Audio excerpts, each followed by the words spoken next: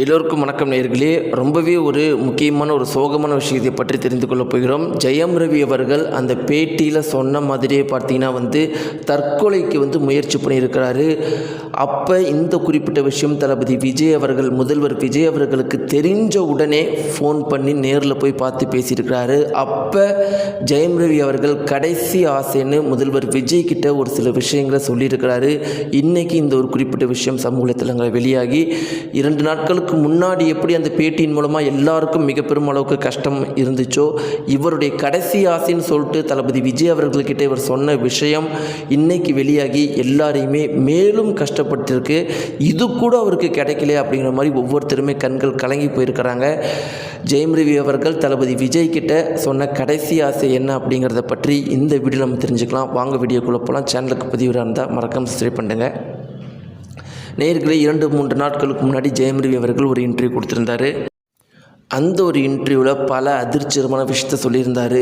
நான் ரத்த வாந்தி எடுத்துகிட்டு இருக்கிறேன், என்னுடைய மனைவி குடும்பத்தினார் எனக்கு பிளாக் மேஜிக் பண்ணிட்டாங்க அப்படிங்கிற மாதிரியும், என்னுடைய பையனை கூட பார்க்க விட மாட்டேங்கிறாங்க, இந்த உலகத்திலேயே எனக்கு பிடிச்சது, என் வாழ்க்கையில் ரொம்ப சந்தோஷமாக இருந்த நாள் என் பையனோட டிக் படத்தில் நடித்தது தான். அதை கூட நான் சமூக வலைத்தளங்களை பதிவிட்டிருக்கிறேன். ஆனால் என் பையனை தான் எனக்கு ரொம்ப பிடிக்கும் அப்படிங்கிற அந்த விஷயத்தை தெரிஞ்சுக்கிட்டு என் மனைவி பையனை கூட பார்க்க விட மாட்டேங்கிற, பாடி கார்டை போட்டு அமுச்சு விட்டு நான் பார்க்க போனால் அந்த பாடி கார்டை வச்சு என்னை அடித்து துரத்துறாங்க. ஏன்னா நான் அந்த பையன் மூஞ்ச கூட பார்த்துடக்கூடாது அப்படின்னு. அதே மாதிரி இப்போ என்கிட்ட காசுன்னு 1 ரூபா கூட இல்லை. நான் இத்தனை வருஷம் சம்பாரித்தது எல்லாம் என் மனைவி பேர்லேயும் அக்கௌண்ட்லேயும் தான் போட்டு வச்சுருந்தேன். ஒரு கம்பெனி ஆர்டிஸ்ட்டாக என்னை ஆக்கிட்டாங்க. இந்த மாதிரி பல சோககரமான விஷயத்தை சொல்லியிருந்தார். இப்படி இருக்கிறப்ப இது எல்லாருக்குமே அதிர்ச்சி ஏற்படுத்திகிட்டு இருக்கிற இந்த ஒரு சூழ்நிலை பார்த்தீங்கன்னா, ஜெயம் ரவி அவர்கள் வீட்டுக்கு போய் மீண்டும் ஒரு தற்கொலை முயற்சியை பண்ணியிருக்கிறாரு.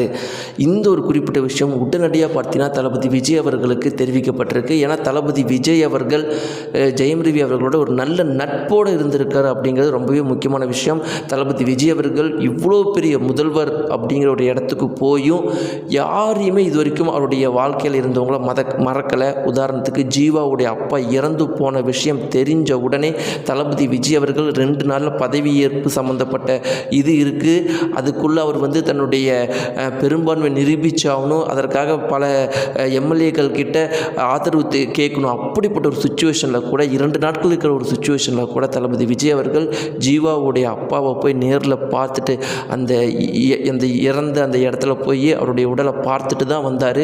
அதே மாதிரி தான் தளபதி விஜய் அவர்கள் ஆட்சிக்கு ஒரு சில வாரங்களே இருக்கிற இந்த சுச்சுவேஷனில் கூட ஜெயம் ரவி அவர்கள்கிட்ட பர்சனலாக ஃபோனில் பேசி அவர்கிட்ட நேர்லேயும் பார்த்து பேசியிருக்கிறாரு.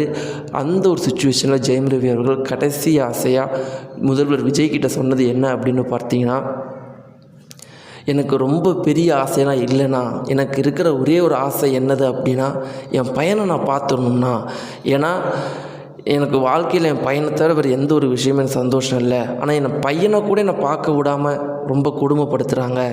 நீங்கள் முதல்வராக இருக்கிறீங்கன்னா நான் ஒரு முதல்வர்கிட்ட ஒரு கோரிக்கையாக கேட்குறேன், அதை என் பையனை மட்டும் நான் பார்க்க வைங்க அப்படிங்கிற மாதிரி ஜெயம் ரவி அவர்கள் ஒரு கண்ணீர் மல்க பேசினோடனே முதல்வர் விஜய் அவர்களுக்கு பார்த்தீங்கன்னா ரொம்பவே சென்டிமெண்ட்டாக அவர் கண்கள் கலங்கிட்டார். ஏன்னா அவர் தன்னுடைய மகள் யாரையுமே பார்க்காம தனியாக இருக்கிறாரு, மனைவியும் இல்லாமல் தனியாக இருக்கிறார் அப்படின்னு நம்ம எல்லாருக்குமே தெரியும். அவருக்கும் அந்த ஒரு ஃபீலிங்ஸ் புரியும் அப்படிங்கிறதுனாலையோ என்னவோ உடனடியாக கண்கள் கலங்க ஆரம்பிச்சிட்டாரு. அவர் அதிகமாக பேசல. சொன்ன 2-3 வார்த்தைகள் என்ன அப்படின்னா, ஜெயம் ரவி நான் இருக்கிறேன், உனக்கு ஒன்றும் ஆகாது, நான் முழுக்க நீ ஆசைப்பட்டது எல்லாமே நடக்கும், தைரியமாக இரு, இதற்கு மேலே இந்த மாதிரி தற்கொலை முயற்சி பண்ணுற எதையும் பண்ணாத, என்னை நம்புனா நீ எனக்காக என்னை நம்பி கொஞ்ச நாள் எனக்கு டைம் மட்டும் கொடுங்கிற மாதிரி சொல்லிட்டு போயிருக்கிறாரு அப்படிங்கிற ஒரு முக்கியமான தகவல் வெளியாகி இருக்குது.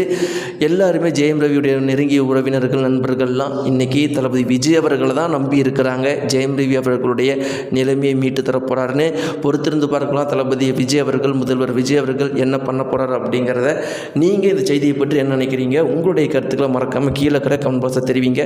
முதல்வர் விஜய் அவர்கள் இந்த ஒரு சுச்சுவேஷன்லேயும் தன்னுடைய வாழ்க்கையில் இருந்த யாரையுமே மறக்காமல் பண்ணுறாரு. அதே மாதிரி அவரால் ஜெயம் ரவி அவர்களை இந்த சுச்சுவேஷன்லேருந்து மீட்டு கொண்டு வர முடியுமா முடியாதா? உங்களுடைய கருத்துக்களை மறக்காமல் கீழே இருக்கிற கமெண்ட் பாக்ஸில் தெரிவிங்க. நன்றி.